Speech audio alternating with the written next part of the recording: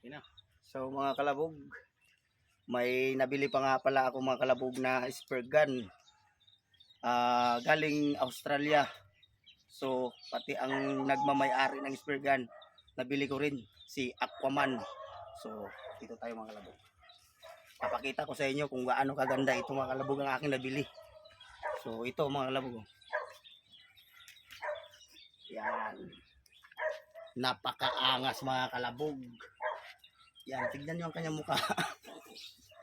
Tignan nyo mga kalabog ang kanyang mukha. So, ilapit. Yan mga kalabog ang kanyang mukha. Tunay na tunay yan mga kalabog. Tignan nyo. Mga kalabog. Yan. Di-remote pa ito mga kalabog. Di-remote yan mamaya. Papasayawin natin yan mga kalabog. Yan, tignan nyo mga kalabog. Apakaangas. Tignan nyo mga paa mga kalabog. Pati yung paa ko. Ang paa niya mga kalabog. Puno ng alikabok. Dahil nga doon sa Australia is maalikabok. Dito sa kabila mga kalabog. Lapit mo dito, lapit. Yan. Oh, kita mo yan mga kalabog. May tato pa yan oh.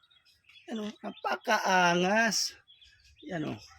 Oh, yan si tunay na Aquaman. Ito ang tunay na Aquaman mga kalabog.